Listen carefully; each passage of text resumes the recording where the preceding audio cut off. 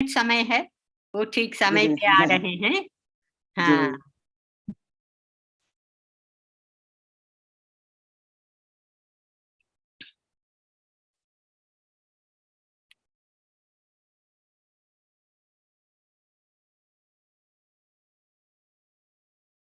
आप सब एक जगह पे हैं या अलग अलग जगह पे हैं? मुकेश जी दीदी। आप और घनश्याम एक ही जगह पे हैं या अलग दूसरे जगह? अलग अलग जगह पे दीदी। तीनों भी अलग हैं? जी दीदी। अच्छा, तो कैसे करेंगे? तीनों एक बार बोलते हैं तो रिसाउंड होएगा। हाँ, जय गुरुदेव, मनीष जी आ गए हैं। तो आप टर्न्स लेना, एक के बाद एक। जैसे कि अब माला करते हैं, सहना भवतु मनीष जी करना, और माला मुकेश करना, और उसके बाद में जो श्लोक बोलने का है वो घनश्याम बोलेंगे। वैसा एक के बाद एक बोलना, एक ही बोलना, एक समय में एक ही बोलना, ठीक है? जी दीदी। हाँ ठीक है, तो अभी आरंभ करने का समय हो गया है। जय गुरुदेव टू ऑल, स्वागतम टू आवर महर्षि गीता सत्संग. We will begin with सहना भवतु. मनीष जी, जी दीदी। सहना भवतु पहले बोलना, फिर उसके बाद में माला के 2 श्लोक हैं, वो हैं 15 और 16। जी दीदी। श्लोक तीसरा अध्याय, तृतीय अध्याय में। जी दीदी। हाँ, 15, 16 बोलना। हाँ, you may begin now. जय गुरुदेव। ओम सहना भवतु सहनो भुनक्तु सह वीर्यं करवावहै तेजस्विनावधीतमस्तु मा विद्विषावहै। ओम शांति शांति शांति। जय गुरुदेव। ओम श्री परमात्मने नमः। अथ तृतीयोऽध्यायः।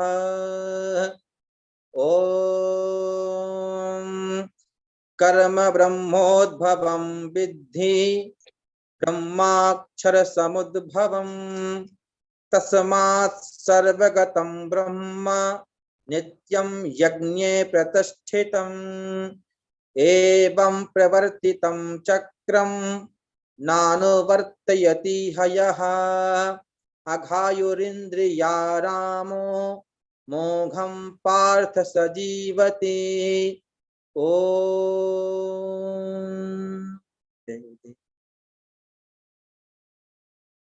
धन्यवाद.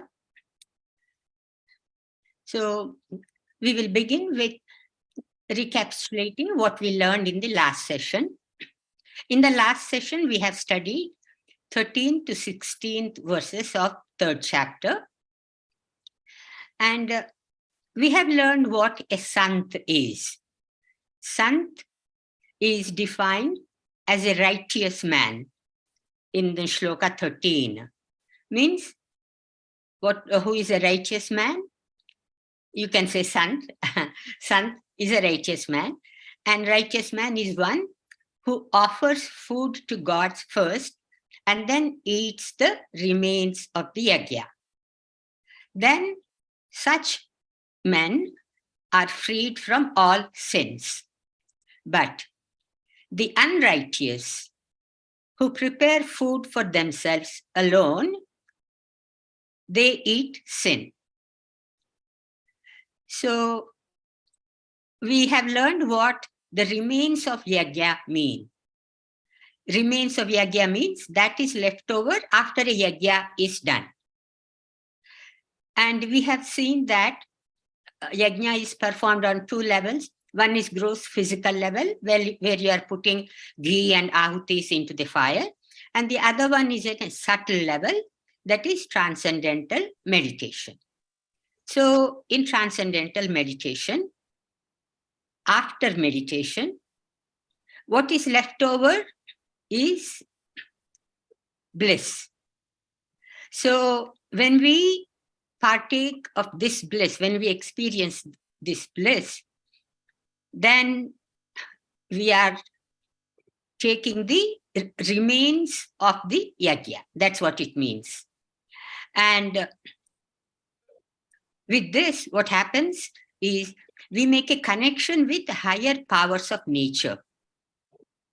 And those who do not work for this connection with higher powers of nature, it is said that they are committing sin. And with this practice of transcendental meditation, we are also experiencing the inner silence of Atma. And because of that, we are not completely bound to our actions, because you are experiencing yourself as separate from action. And if you're not diving into the self, if you're not going inward, then you're not in tune with cosmic law or cosmic purpose. So our actions may not be in harmony with evolution, and they may not be right. So what happens is there is a chance for violating the laws of nature. And scriptures tell us some do's and don'ts in life. In very simple language, they tell us what we should do that will help us in evolution to go from a lower state to higher state. And they also tell us things that we should not do. For example, in the scriptures, they tell us do meditation, yoga, and read, Vedic literature, things like that. When we do those things, we are evolving and going to a higher level of evolution. They also tell us don't steal, don't tell lies, things like that. And by doing those things, then we are violating the laws of nature, and doing such things will result in suffering. And suffering means it is caused by sin. So in order to avoid that, it is good to follow what the scriptures are telling us. And the other thing that was brought out in this shloka was that the quality of mind depends on quality of food and the food materials. There's a common saying, I'm sure some of you heard it, you are what you eat. And also the manner in which the food is earned, whether by legal means or illegal means, or how you prepare it and for what purpose, all these have an effect on us. And if food is offered to God before eating, one enjoys God's blessings. There is a beautiful passage Maharishi gave in Science of Being and Art of Living. It is good to say this prayer before we eat our meals. It goes like this. In thy fullness, my Lord, filled with thy grace, for the purpose of union with thee, and to satisfy and glorify thy creation, with thanks to thee, with all our hearts, with all our love for thee, we accept thy gift as it has come to us. So this passage from Science of Being is very beautiful. And when we say that, we are offering food to God, and then we eat our meals, and then we receive God's blessings, and that gives a very nice feeling. And also, the mind produced by such food, that is the food that is offered to God, will be pious. It will be nutritious, nurturing, nourishing for us.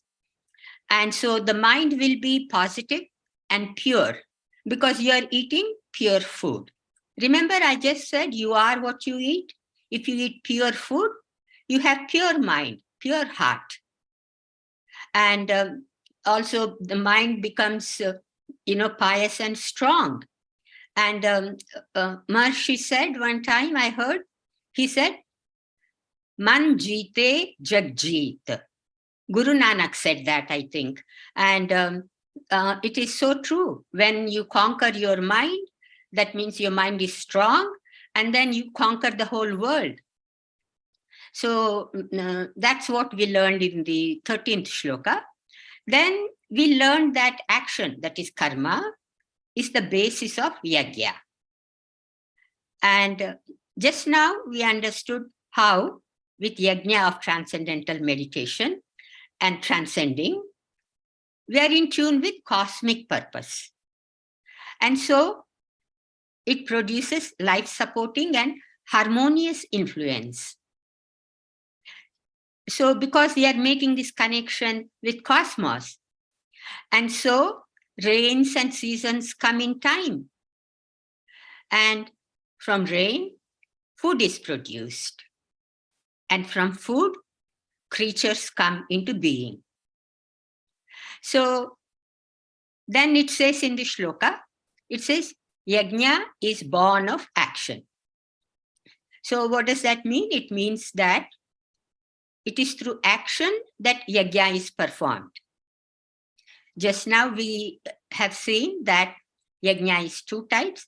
Gross level, that is physical level. Your hand is putting ahuti and ghee. So that is action. The ritualistic performance is action. And also during meditation, we are taking the mantra and repeating and going to the subtler levels. This is also action in the sense it is action on a subtle level. It is mental activity. So the physical activity is with hand you are doing for gross level, physical level, and for subtler level, the action is on the level of mind, that is mental activity. So in both cases, there is action. One is physical, the other is mental. So yajna is born of action. That's what it means.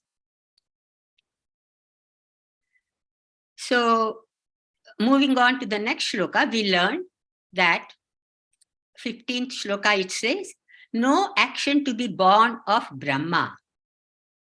Here Brahma means Veda. And in this verse, Sri Krishna Bhagavan says that karma and all knowledge of it is contained in Vedas. And that Vedas are expression of eternal life. So here, Sri Krishna Bhagavan is giving us the knowledge of mechanics of creation, how the creation came about. This is a very important point, and Maharishi said that understanding the mechanics of creation helps us to rise in higher states of consciousness. So those of you who missed or who did not attend our Gita Satsang last time should listen carefully. I went in great detail last week, but now I will recapitulate because this is a very important point to understand. That is the mechanics of creation. So how did creation come about? First, there is this, the first manifestation of creation is self-illuminant effulgence of life. That is light, illumination. So this self-illuminant effulgence, this light, is called as Veda. So that is the first step, that Prakasha also, it's called as Prakasha. Effulgence is Prakasha. Then the second step is rise of vibration. This brings out Prakriti of three gunas. So when that vibration comes, then we have Prakriti, and Prakriti consists of three gunas. I am sure most of you know Sattva, Rajas, and Tamas. These are the three gunas. Here, experience begins in a very subtle form. Now, because the activity of the vibration had started. And when this experience begins in a very subtle form, it is the trinity of experiencer, the experienced, and the process of experiencing. So these three come into existence. So first there was one Prakasha, and now there are three. That is one that is experiencing, the experiencer, and the process of experience, and what is experienced. So this is the beginning of action in the process of creation. So action starts right there, right in the beginning of creation. So just before the beginning of action, so even before the subtlest vibration, is the source of creation. That is the source of unlimited energy. This source of creation is, like I said, Veda. And this is Chaturmukha Brahma. He is the creator. He is Prajapati in Sanskrita. So Brahma or Veda is the source of all activity. That is why it is said in the shloka that no action to be born of Brahma. Now, there is one very important point to understand here, and that is difference between Brahman and Brahma. Brahman is that one indivisible entity which is called as, we call it with different names, that is Paramatma or unified field or all-pervading consciousness, that is one, that is Brahman. But one step below that is Brahma, who is Chaturmukha Brahma, means Brahma who has 4 faces. These 4 faces are 4 Vedas: Rigveda, Yajurveda, Atharva Veda, and Samaveda. So the Brahma who has 4 faces, the 4 faces are called as Chaturmukha Brahma. And he is the creator. So when you go one step beyond the Chaturmukha Brahma, who is the creator, who is the source of all activity, when you go beyond that, then you have Brahman. So that difference is there. So this Brahma, who has 4 faces of 4 Vedas, he is one of the Trinity, the Trinity being Vishnu, Mahesha, and Brahma.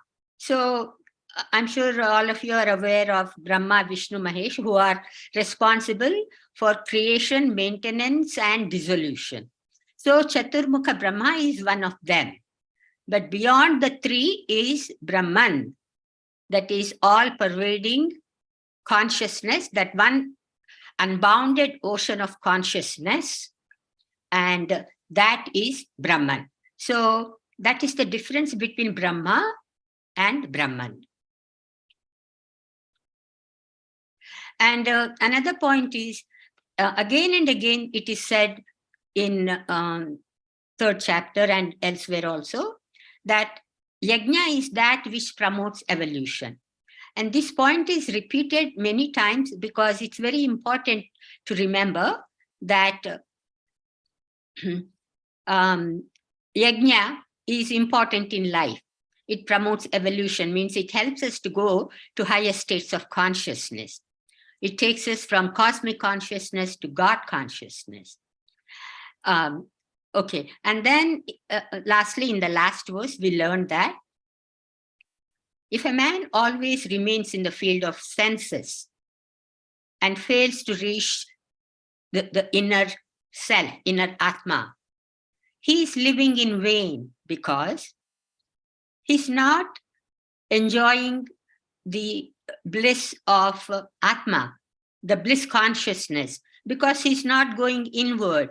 He's always engaged in superficial sense enjoyment. And so he's lost in that one. And the superficial joys of life, it's okay to have that, but they're transient, they come and go. And, as opposed to the joy, the bliss consciousness you get from diving deep inside and experiencing the inner happiness. This inner happiness is permanent. It stays with you all the time. It doesn't go away anywhere because Atma is there all the time. It doesn't come and go. Whereas the superficial joys of life, you buy a car, you are happy. You buy a house, you are happy. You buy clothes, you are happy. It's okay to have all those happiness in life. Only in addition to doing that, we also go inward to experience inner permanent happiness. So that's what it means that, and this applies only to those who are only engaged in sense enjoyment. But for you and I, for us, we do TM, morning and evening, and then we engage in sense enjoyment. That's perfectly all right. So there is no confusion about it and there is no worry about it. So the last point I would like to make is that if one follows this wheel of process of evolution, and what is that wheel? That is rest and activity. Rest of meditation. When we meditate, we are going into restful alertness, that is restful state. And then we come out into activity, and then we are maintaining a balance between rest and activity. So one who does not follow this cycle of rest and activity, his life is wasted. So in this regard, I would like to say what Gurudev said. He said, life and time are very precious. And he said, do not sell a diamond for the price of spinach.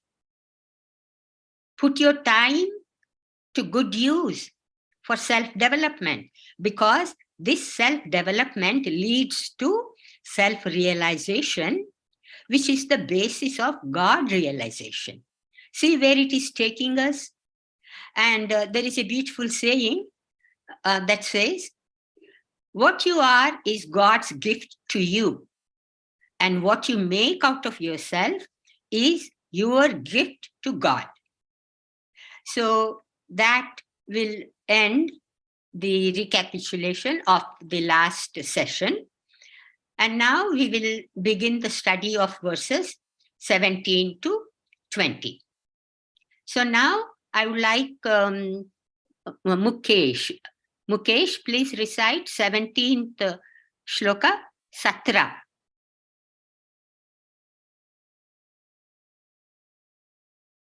Unmute, please, Mukesh. जी दीदी हाँ बोलो. जी दीदी ओम यस्त्वात्मरतिरेवा स्यात् आत्मतृप्तश्च मानवः आत्मन्येव च सन्तुष्टस्तस्य कार्यं न विद्यते. ओम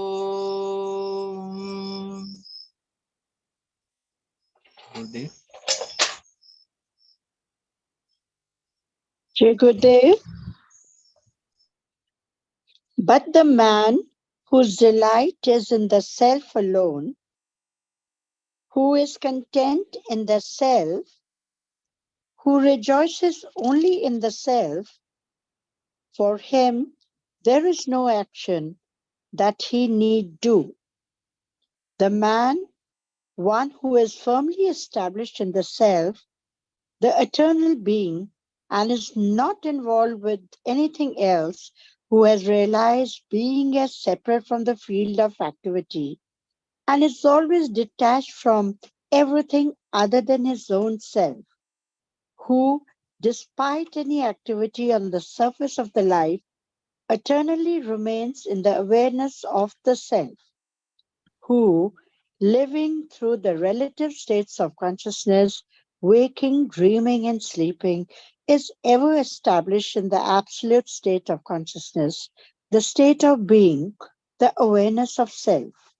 All actions that a man performs are prompted by the desire to accomplish something and to enjoy it. When he reaches the field of absolute bliss consciousness, that stage, which is the fulfillment of all desires, he becomes fulfilled with lasting contentment, for the purpose of all desires and actions is achieved. This is why Sri Krishna Bhagavan says that for him there is no action that he need do. Does he then cease to act? Shri Krishna Bhagavan answers in the following verse. Jai Gurudev.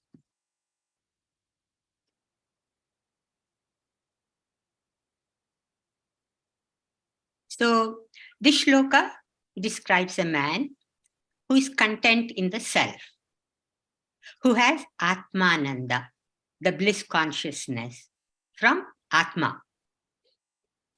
And it says that for him, there is no action that he need do. Why? Because we are all doing something because we have some desire. We want something. And so we do something to get some happiness. But this man who is content, he got all his desires fulfilled. And so there is nothing more to be accomplished for him. So he doesn't need to do anything. That's what this shloka is saying. But now the question comes up. Does that mean that he's not doing anything and just sitting around? So the answer comes in the next verse. But before we go to the next verse, Anitaji, can you please do the scientific research? Yes, Hemaji. So, as it is very obvious from what Hemaji has just said about verse 17, this verse has been verified by scientific research, and we come to know that if you are there is a self-contentment, then there is happiness, there is greater integration of brain functioning, and we have seen there is increased self-sufficiency, and it has been tested through Maharishi Transcendental Meditation technique that everything becomes more clearer, experiences are more based on the transcendental bliss consciousness. Jai Gurudev. Okay. Any questions?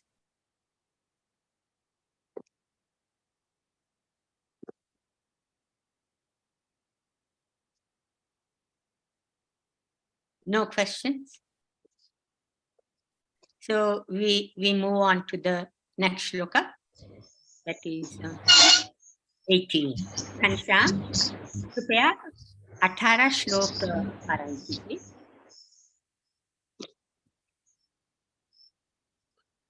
जी दीदी. हाँ.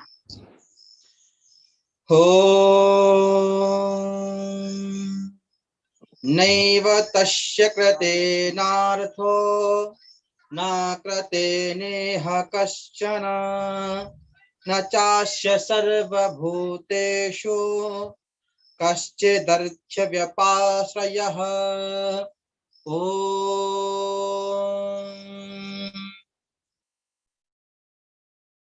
Jai Gurudev. Neither has he any profit to gain in this life from the actions he has done or from the actions he has not done, nor is there any living creature on whom he need rely for any purpose. The man who is thus contented in himself certainly continues to act in the world, but his behavior has become natural behavior. It is no longer motivated by selfish desires, nor is its effectiveness disturbed by any shortcomings that might arise from dullness on his part. This comes about because he has fulfilled the purpose of all possible desires and all possible actions in his life. He now engages himself in actions motivated not by selfish individuality but by cosmic purpose.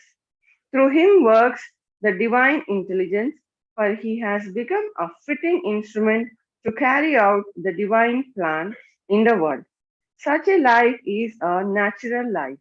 It is the result of the established intellect.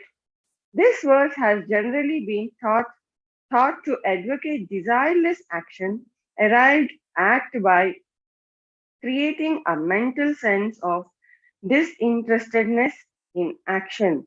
But this interpretation is wrong. Such a sense of disinterestedness has no bearing on the realization of either self consciousness, cosmic consciousness, or God consciousness, nor does it in any way add to effectiveness in life. It can only weaken all phases of life: material, mental, and spiritual.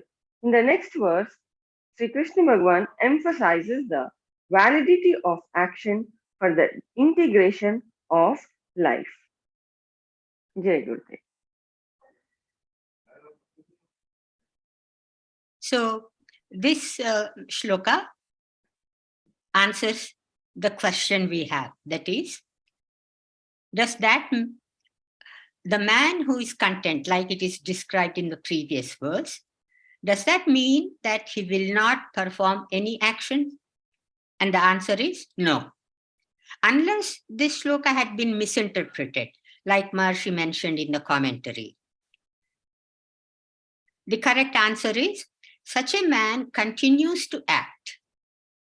The only difference is, because he's content, he does not have any selfish desires.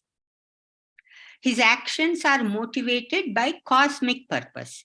Whatever is the need of the time, in his surroundings, in the world he is living, he performs those kinds of actions.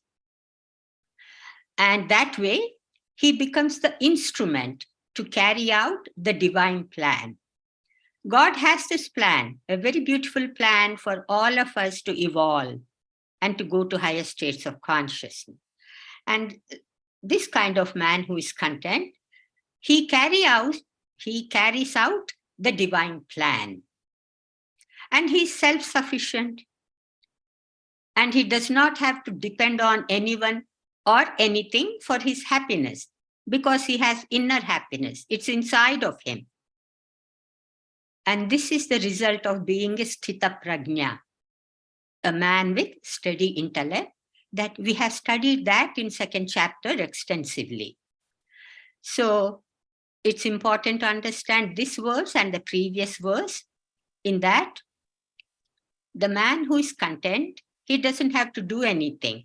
And if you misinterpret that he doesn't have to do anything, then people may just sit around and not do anything. That is not at all evolutionary.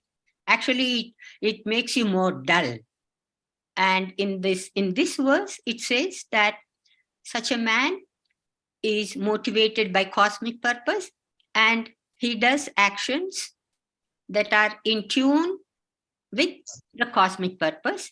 And such actions are very fulfilling and very useful for the people around him. So that is the meaning of this shloka. Now, Scientific research, yes, Hemaji. yes. Since that person is very content, any person who is in that type of developed state of mind, then what happens? Then there is an increased field of independence. And now he does not rely on this field or that field, because independent in his life of thinking. He is not bothered about the profits and gains and everything in life. So in this independence, he is self-sufficient. He finds greater autonomy and independence. He himself feels self-reliant, and his ego in the positive sense gets strengthened. There is a direct connectedness that he develops. There is so much of satisfaction, and we see that that type of a person has increased moral, ethical, and social self with greater ability to bring the inner self into a very healthy expression. Jai Gurudev. I like that last sentence. The inner self. Isn't that a beautiful sentence? Repeat it, Anita ji. This is so beautiful. It says, then with all that independence that we have in that level of thinking we reach, there is increased moral, ethical self, increased social self, and greater ability to bring the inner self to healthy expression. Jai Yes, Gurudev. that's beautiful. So, any questions? Please go ahead.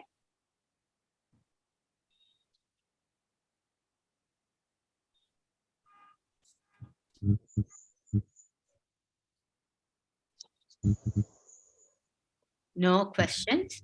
Okay. So we move on to the next shloka, that is shloka number 19. Manish ji, 19th verse, please.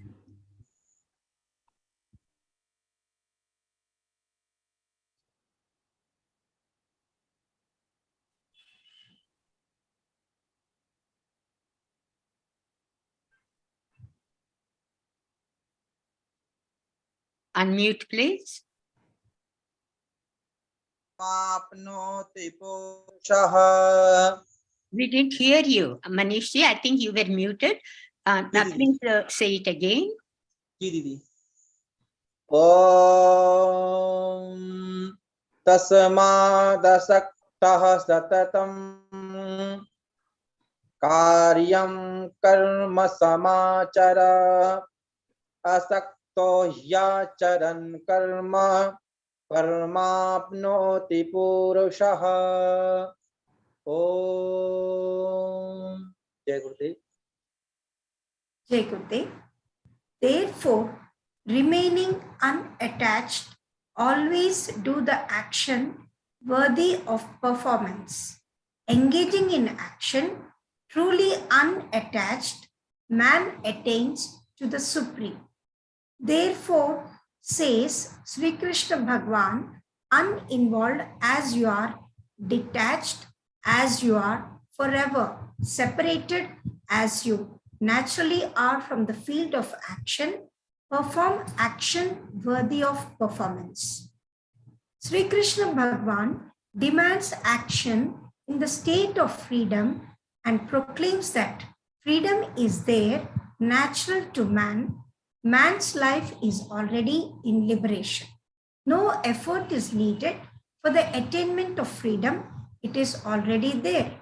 The doctrine of Karma Yoga then only asks man to be in his natural and normal state of self-consciousness, to be in his own nature.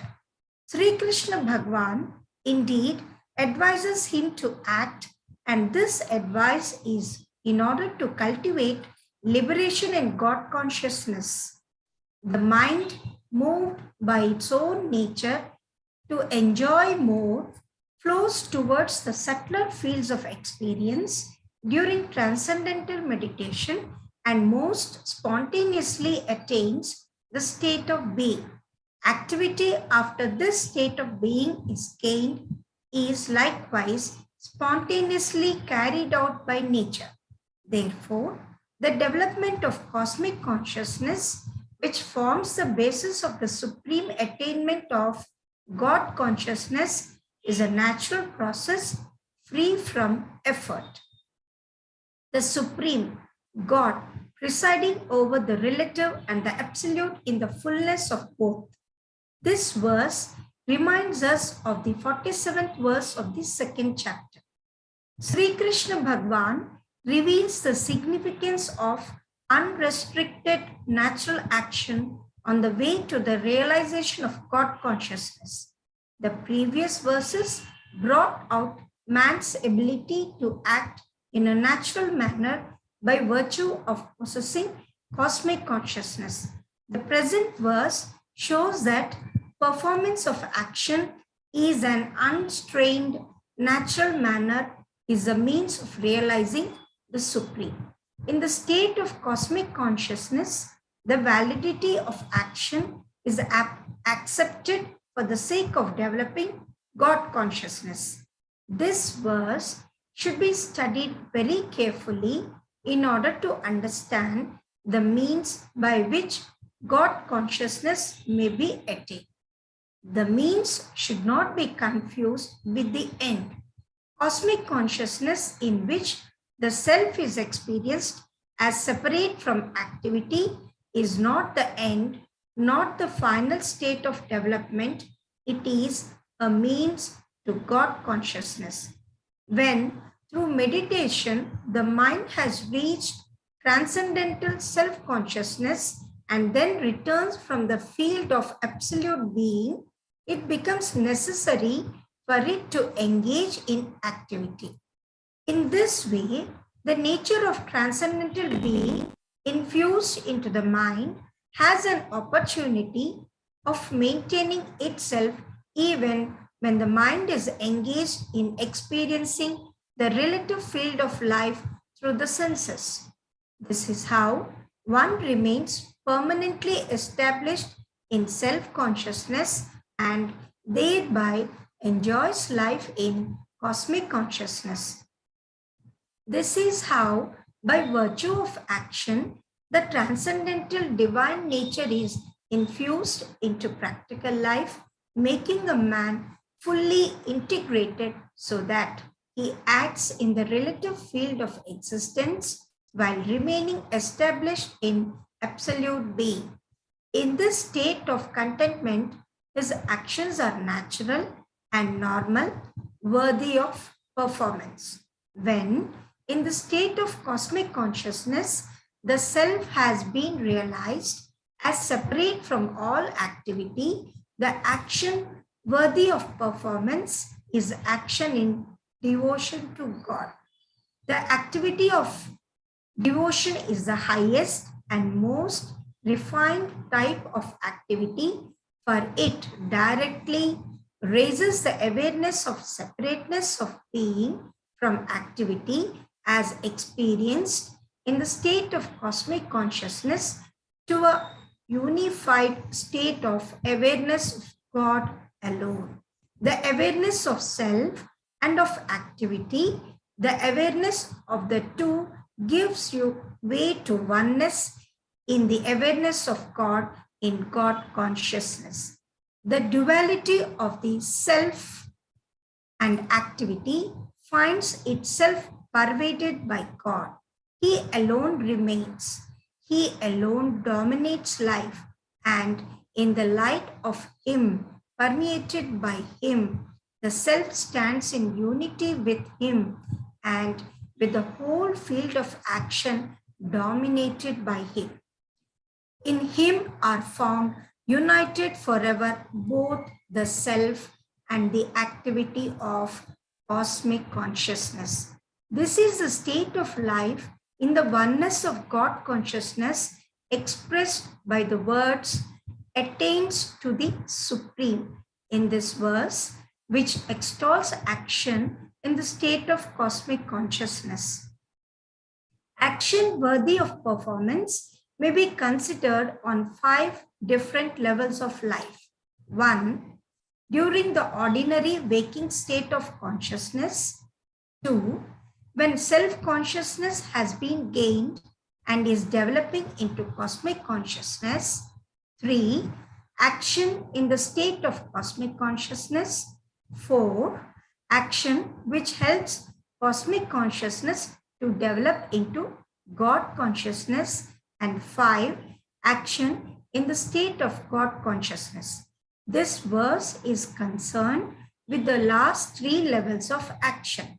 The expression worthy of performance lays emphasis upon the quality of the action which is helpful for gaining the higher states of consciousness. One who has realized the self in transcendental consciousness, who has realized the self as completely separate from activity in cosmic consciousness, and who has gained fulfillment by realizing the self in union with God in God consciousness, has reached the state where the purpose of all activity has been fulfilled, because his self is fixed in the universal self. There is nothing that he could gain from another. His self is uninvolved in every way. It is uninvolved with activity, verse 17, and it is uninvolved with the cells of individual beings, verse 18. His own self is the self of all beings. Jekute. So in this shloka, the importance of karma or action to reach God is explained. And the word that is used here for God is supreme in English and parama in Sanskrit. So because this action to reach God is explained, then we should understand what kind of action we need to do to reach God. That's what we need to understand. And the most important point to understand is that it is that kind of action with non-attachment. We have studied non-attachment extensively in chapter 2. What is non-attachment? When we meditate, our mind is settling down, and when we reach the finer states of mantra, finer states of thought, then we reach the finest level of thought, and then we go beyond the finest level of thought. Then what happens? There is no mantra, no thought, only silence you experience. And in that state, you experience yourself as separate from the activity of the senses, activity of the outside world, because you have gone beyond that. And now you are in Atma. In Hindi, Maharishi said, Man Atma mein bait jata hai. That means mind gets merged into Atma. This is Maharishi's definition of transcending. So when we transcend, then we reach a state of non-attachment. This is very important to understand. If anybody has any questions, they should ask at this time, because this is the prerequisite for growing in higher states of consciousness. And so it is this kind of action that is with non-attachment that is required to reach God. So first, there are 2 steps in it. First step is you transcend and you experience the silence of Atma, and you are experiencing yourself as separate from activity. Then this is called as self-realization. You know what your inner self is. So that is the first step. And this is the prerequisite for God realization. So unless you realize yourself, you cannot realize God. So that is why transcending becomes so important. And as one is rising in consciousness, from cosmic consciousness to God consciousness, integration takes place. So what does this integration means? It means that the divinity of Atma is brought out into the mind, body, senses, our daily life. This is called as infusion of being. Means the value of transcendence is brought out into waking, dreaming, sleep states. So that is the beauty of the technique. First we go inward, then we come out with the divinity into the outside world. So the outside world becomes divine. And at the same time, one grows in devotion. How does that happen? It happens because our perception becomes more and more refined as we continue with the regular practice of meditation. Our perception becomes fine. What does that mean? That means that, say you're going for a walk in the evening after sunset and you see the full moon and you go, the moon is so beautiful. And you experience the joy of witnessing the full moon. That means your perception is refined to experience that beauty in the moon. There may be other people that are going for a walk and they may not even notice the full moon or enjoy the beauty of the moon. But one who has that refined perception, they notice automatically, spontaneously. You don't have to try to perceive these things and enjoy. You, in the morning, you're going for a walk, you see the rising sun and you go, sunrise is so beautiful, like that. So it all happens spontaneously. And when our perception refines, then we are able to perceive even the finer and finest beauties in the nature. And along with that, your devotion, your appreciation for creation increases. Then you begin to wonder, wow, I wonder who made this creation. So your devotion to the creator becomes more. So you're growing in devotion. And all this happens spontaneously with our regular practice of TM. And the activity of devotion is the highest and most refined. And the other thing, like I just said, it is spontaneous. And it raises our awareness to God consciousness. And then what happens? In everything you do, you feel the presence of God. You see God everywhere. You see a beautiful flower and it reminds you of the Creator. And you feel, you have this beautiful feeling of awareness of God inside of you. And you don't have to try to remember God all the time. That becomes sometimes mood making. You stay focused on what you're doing, but you have this beautiful experience of having the awareness of God within you all the time. That is the beauty of God consciousness. And with regular practice of TM in the morning and evening, we are spontaneously moving in that direction. And it's easy.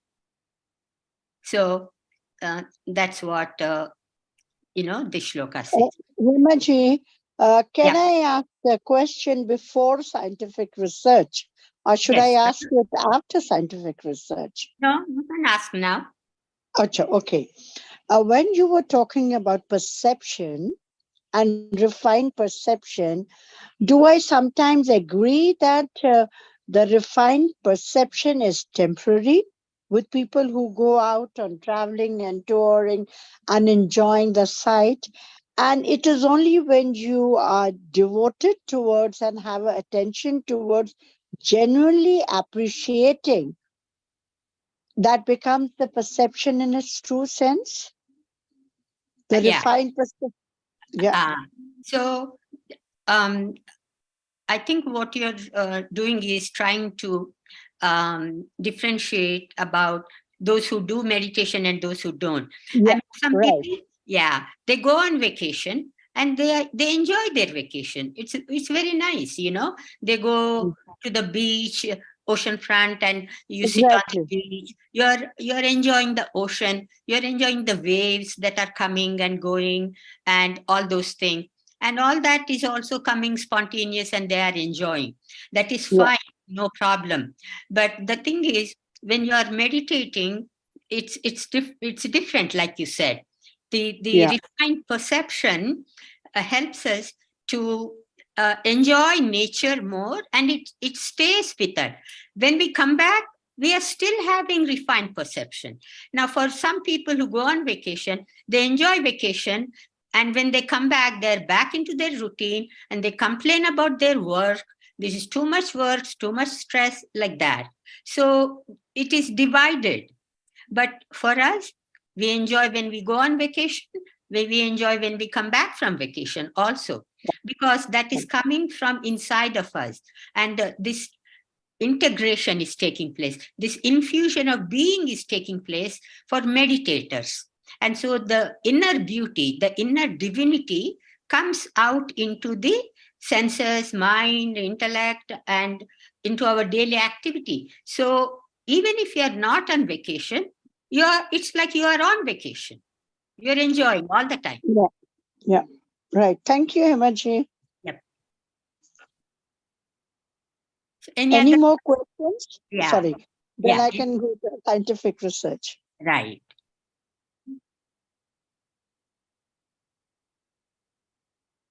Go ahead, Anita ji.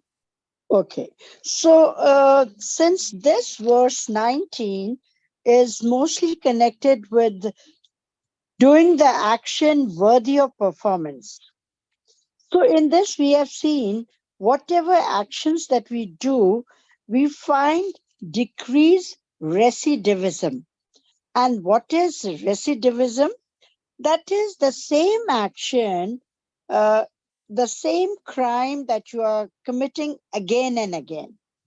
So that means, like Hemaji said, your actions have to be refined.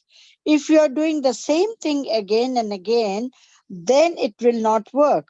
So the scientific research says that through transcendental meditation program, there is decreased recidivism, which means decrease in crime activities, decrease in prison disciplinary rule infractions, fewer parole violations. This is all with the actions. And there will be decreased use of drugs and alcohol. There will be increased then social responsibility, because there will be decreased social introversion. Now, here introversion does not mean that we become introvert. Here introversion means that we are away from those activities which are not helping us in the evolution of life, and we are become introvert in the sense that we want to be away from the stress and anxieties of the world. And this is possible through Maharishi Transcendental Meditation. Jai Gurudev. So a very beautiful point is brought out here, and that is there is decrease in crime rate because the prisoners, when they go out, they're not performing the same kind of crimes as before. And there is decrease in smoking and drinking and all that Anitaji mentioned. And all this is happening because with transcendental meditation, we are experiencing inner happiness and contentment. When you are content, you are happy with yourself, you're not reaching out for the next cigarette, or you're not reaching out for the next drink. The same happiness that you get from drinking or smoking, you get it from meditation. And you feel so relaxed and peaceful inside that you don't find the need to drink or smoke anymore. So this is a very significant point. And with transcendental meditation, many people have been helped with their drug addictions. So this is a very beautiful piece of scientific research. Hemaji, would we add here that then we do not require external or artificial stimulation to keep ourselves happy and joyful? Exactly. No external stimulation and no external control also. The control comes from within. Yes. Right. So these 2 points are important. Very good. Thank you, Jai Gurudev. Yeah. Any other questions? Okay. So we move on to the last shloka of today. Manish. No, Manish did. Mukesh. Mukesh, verse number 20, please. दीदी 20 वाला.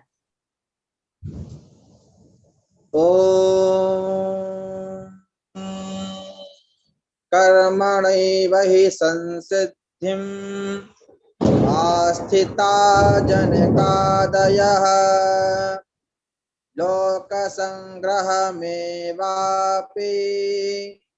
सम्पश्यन् कर्तुमर्हसि ॐ जय गुरुदेव।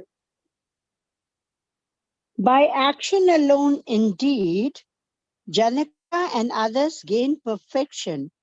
Moreover, even looking to the welfare of the world, you should perform action. This verse extols action for its value to the world and as a means to external liberation from bondage. At the same time, it illustrates with concrete examples the abstract principles of Karma Yoga and their effects. It was the glory of action that brought integration of life in God consciousness to Janaka and others and enabled them to do good to the world. Integration of life depends upon the mind passing in a cycle between the field of absolute and the field of activity. The mind goes to the unmanifest and comes back to the manifest, thus experiencing both fields of life, absolute and relative. This is the state of integrated man in cosmic consciousness.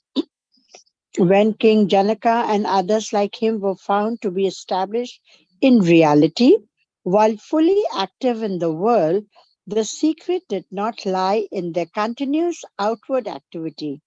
It lay in the fact that such activity was supplemented by the experience of the transcendent through the inward activity of meditation. If we consider the march of the mind from gross outward activity to the transcendent, we can say it is the activity in the direction of putting an end to the activity that gives the mind the status of the absolute. Meditation itself is an activity. In view of this, it can certainly be held that it is action alone that brings perfection. The self is omnipresent and eternal. It does not need anything to realize itself. Man loses it by remaining in the field of activity. Therefore, in order to realize it, it has simply to come out of activity, to engage himself in subtler field of activity, unless he is completely out of the field of activity in the field of transcendent. This explains the principle of enlightenment through action. As a direct result of this inward activity of meditation, outward activity in the world becomes more successful, more perfect. This is what Sri Krishna Bhagavan means when he says, by action alone, indeed, Janaka and others gained perfection. Every action starts from the subtlest stratum of relative life, which is almost one with the level of the absolute, with pure being. It starts as a thought. The thought itself passes through many stages, from the subtle to the gross. At a certain stage, it reaches that level of mind where it is consciously appreciated as a thought, and it may then be translated into speech or action. Through the practice of transcendental meditation, the thought begins to be appreciated at a subtler level. Here it is more powerful and results in more successful action. Thus, by direct experience of transcendental being through the inward stroke of action during meditation, a man not only gains spiritual freedom but also greater success in the world. The contentment and serenity gained through this action of meditation produce harmonious and life-supporting influences for the whole world. By raising man's consciousness, they fill his heart with universal love, which induces him to work for the welfare of the world in a most natural way. It should be remembered that it does not need a long time of silent meditation to reach transcendental being, just a dive within the self for a few minutes, and the mind is infused with the nature of pure consciousness, which keeps it enriched through all the activities of the day. This is the way to live the spiritual life, which makes glorious even the physical and material aspects of life in the world. Jai Gurudev. So, in the previous verse, the purpose of action for individual was shown. In this shloka, the value of action is shown for the benefit of the world and with examples. And the example of Janaka Maharaja was taken, who is Sita Devi's father. And he performed action, means he was ruling the country, and he did an excellent job of ruling the country. He was a very, very pious king, and everybody was happy in his kingdom. And the reason, the secret behind his rulership was that he was already established in God consciousness. And that enabled him to do good to the world. And in the shloka it is said, quote, by action alone, Janaka and others attained perfection, end of quote. So on the surface, it seems like perfection is attained by action alone. But Maharishi pointed out the secret behind it. The secret behind the success of action lies in doing meditation and going inward and experiencing the silence of Atma. Our favorite example, pulling the arrow before shooting it. So you go inward and then come out into the activity and then perform action. And because Janaka Maharaja was following this cycle of rest and activity, he was a very successful man. As a result of inward activity in meditation, the outward activity becomes more successful. And every action starts from the subtlest level of the relative life. And with TM, we appreciate the subtler levels, and we appreciate where the thought is coming from. We experience the source of thought. And at that subtle level, the thought is more powerful. Therefore, it results in success in life, and we grow in higher states of consciousness to cosmic consciousness, and then we gain God consciousness. So let's do scientific research and then we'll take questions. Okay. In this verse 20, we have been knowing about the welfare of the world, then only we perform action. Now, what happens through Maharishi Transcendental Meditation, we reach that level of self-actualization where we have increased, open, receptive, caring nature. Why we have that? Because now we are working for the welfare of others. So we are more into associated with spontaneous unfoldment of openness, a very caring attitude. We have more positive thinking. We are more spontaneous and we appreciate others also.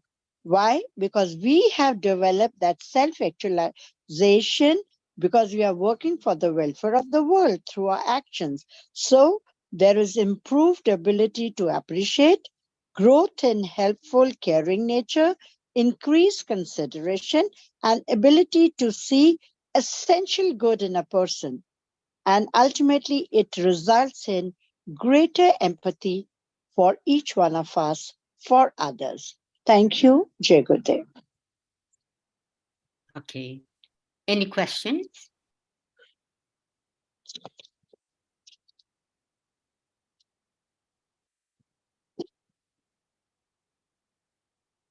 Okay, no question. So we move on. We'll do short group meditation, and then Manish ji will recite the third chapter. Okay, let's sit comfortably and begin meditation.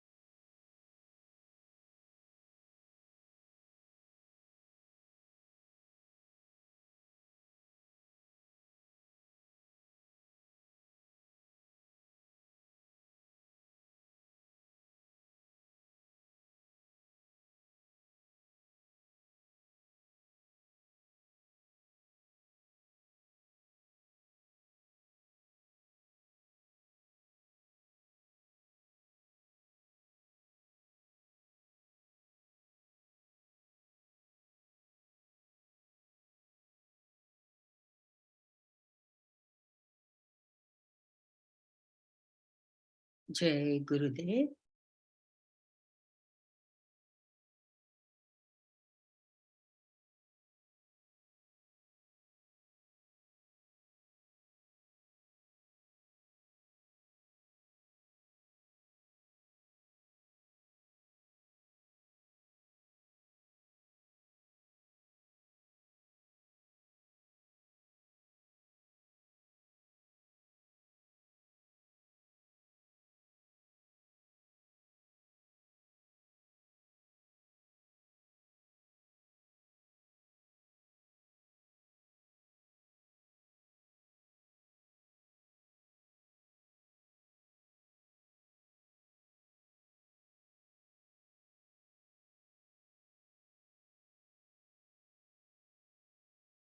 जय गुरुदेव।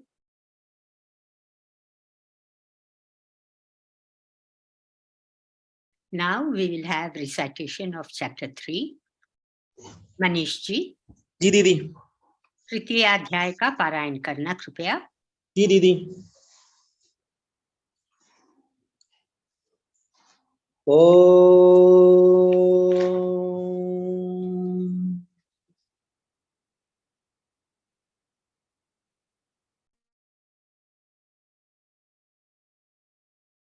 Unmute please. ओम सशंख चक्रम सकरीत कुंडलम सपीत वस्त्रम सरसेरुहेक्षणम सहस्रवक्ष स्थलकोस्त्रिवस्त्रियम् नमामि विष्णुं शिरसा चतुर्भुजं नमामि विष्णुं शिरसा चतुर्भुजम्। ओम श्री परमात्मने नमः। अथ तृतीयोऽध्यायः। अर्जुन उवाच ओम जायसे चेत् कर्मणस्ते मता बुद्धिर्जनार्दन तत् किं कर्मणि घोरे मां नियोजयसि केशव। व्यामिश्रेणेव वाक्येन बुद्धिं मोहयसीव मे तदेकं वद निश्चित्य येन श्रेयोऽहमाप्नुयाम्। श्रीभगवान् उवाच लोकेऽस्मिन् द्विविधा निष्ठा पुरा प्रोक्ता मया नघ ज्ञानयोगेन साङ्ख्यानां कर्मयोगेन योगिनां न कर्मणामनारम्भान् नैष्कर्म्यं पुरुषोऽश्नुते न च सन्न्यसनादेव सिद्धिं समधिगच्छति न हि कश्चित् क्षणमपि जातु तिष्ठत्य कर्म कृत कार्यते यवशः कर्म सर्वः प्रकृतिजैर्गुणैः कर्मेन्द्रियाणि संयम्य य आस्ते मनसा स्मरन् इन्द्रियार्थान् विमूढात्मा मिथ्याचारः स उच्यते।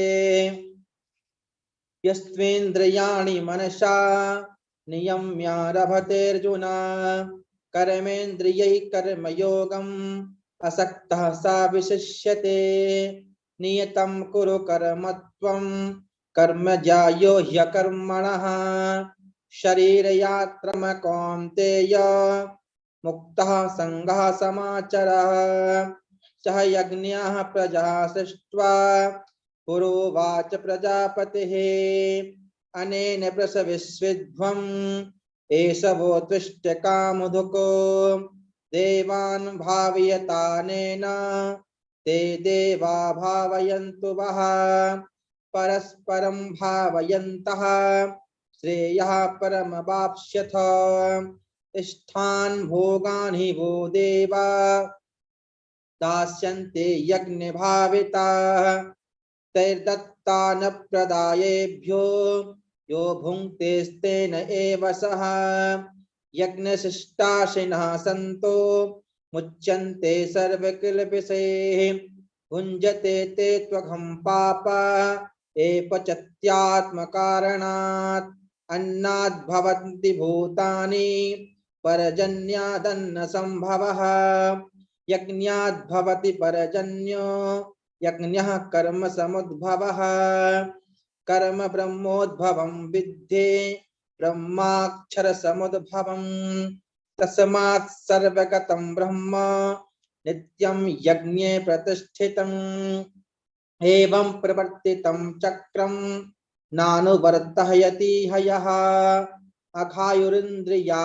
रामो मोघं पार्थ सजीवते यस्त्वात्मरितिरेवात् स्यादात्मतृप्तश्च मानवः आत्मन्येव च सन्तुष्टस्तस्य कार्यं न विद्यते नैव तस्य कृतेनार्थो न कृते नेह कश्चन न चास्य सर्वभूतेषु कश्चिदर्थव्यपाश्रयः तस्मादसक्तः सततं कार्यं कर्म समाचर असक्तो ह्याचरन् कर्म परमाप्नोति पुरुषः कर्मणैव संसिद्धिम् आस्थिता जनकादयः लोकसंग्रहमेवापि सम्पश्यन् कर्तुमर्हसि यज्जदाचरते श्रेष्ठस्तत्तदेवेतरो जनः स यत्प्रमाणं कुरुते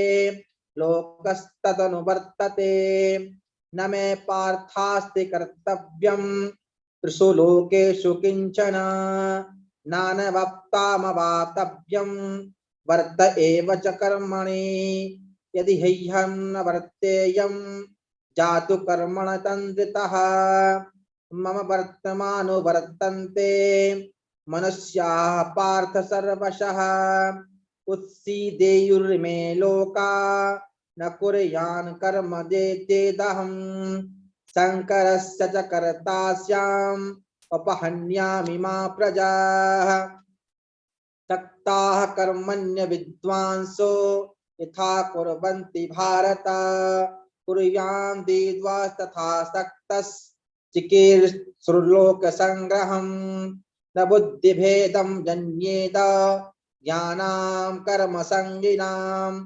जोषयेत् सर्वकर्माणि विद्वान् युक्तः समाचरन् प्रकृते क्रियमाणानि गुणैः कुर्माणि सर्वशः अहङ्काराविमूढात्मा कर्ताहमिति मन्यते तत्त्ववित्तु महाबाहो गुणकर्म विभागयोः गुणा गुणेषु वर्तन्त इति मत्वा न सज्जते प्रकृतेर्गुणसम्मूढाः सज्जन्ते गुणकर्मसु तान् कृष्णविद्दो मन्दान् कृष्णभिन्ना विचालयेत् मयि सर्वाणि कर्माणि सन्न्यास्याध्यात्मचेतसा निरासे निर्ममो भूत्वा यज्जुष्वाभिगतज्वरः एमे मतमिदं नित्यम् अनुतिष्ठन्ति मानवाः श्रद्धावन्तो न सूयन्तो मुच्यन्ते तेऽपि कर्मभिः नेत्वे तदभ्यसूयन्तो नानुतिष्ठन्ति मे मतम् सर्वज्ञानविमूढास्तान् विद्धि नष्टा न चेतसः शत्रसं चेष्टते स्वस्याः प्रकृतिर्ज्ञानवानपि प्रकृतिमियान्ति भूतानि निग्रह किं करिष्यति इन्द्रियस्येन्द्रियस्यार्थे रागद्वेषौ विपस्थितौ तयोर्नवसमागच्छेत् तौ हस्या परिपन्थिनौ श्रेयान् स्वधर्मो विगुणः परधर्मास्वनुष्ठितात् स्वधर्मे निधनं श्रेयः परधर्मो भयावहः अर्जुन उवाच अथ केन प्रयुक्तोऽयं पापं चरति पुरुषः अन्यच्छन्नपि वार्ष्णेय बलादिविनियोजितः श्रीभगवान् उवाच काम एषा क्रोध एष रजो गुणसमुद्भवः महाशनो महापाप्मा विद्ये नमिह वैरिणम् धूमे नाव्रियते वह्निर् यथादर्शो मलेन च यथोल्बेनावृतो गर्भस् तथा तेनादमावृतम् आवृतम् ज्ञानमेतेन ज्ञानिनो नित्यवैरिणा कामरूपेण कौन्तेय दुष्पूरेणानलेन च इन्द्रियाणि मनोबुद्धिरस्याधिष्ठानमुच्यते हेतुर्विमोहयत्येषा ज्ञानमावृत्य देहिनम् तस्मात्त्वमिन्द्रियाण्यादौ नियम्य भरतर्षभ पाप्मानं प्रजह्येनं ज्ञानविज्ञाननाशनम् इन्द्रियाणि पराण्याहुरिन्द्रियेभ्यः परं मनः मनसस्तु परा बुद्धिर्यो बुद्धे परतस्तुषः एवं बुद्धे परं बुद्ध्वा संस्थाभ्यात्मानमात्मना जहि शत्रुं महाबाहो कामरूपं दुरासदम् ॐ तत्सदते श्रीमद्भगवद्गीतासु उपनिषत्सु ब्रह्मविद्यायां योगशास्त्रे श्रीकृष्णार्जुनसंवादे कर्मयोगो नाम तृतीयोऽध्यायः। ओम श्रीकृष्णार्पणमस्तु। जय गुरुदेव। Jai Gurudev. Shanti Path, please. हरे ओम माध्योः शान्तिरन्तरिक्षगुं शान्तिः पृथिवी शान्तिरापः शान्तिरोषधयः शान्तिः वनस्पतयः शान्तिर्वृषभे देवाः शान्ति ब्रह्म शान्तिः सर्वगं शान्तिः सामा शान्तिरेधि जतो यतः समीहसे ततो नो अभयं कुरु सन्नः कुरु प्रजाभ्यो भयन्नः पाशुभ्यः। हरि ओम। ओम शांति शांति शांति। जय गुरुदेव।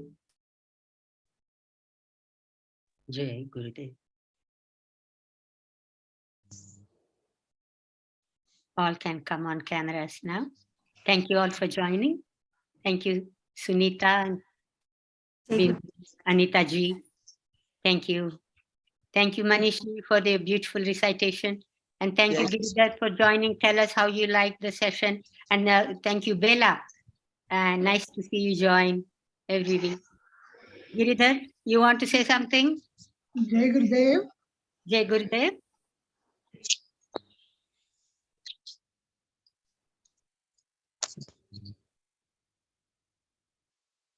Okay. So I'll end the meeting now and we'll meet again next week, same time. जय गुरुदेव दीदी। Jai Gurudev. Jai Gurudev.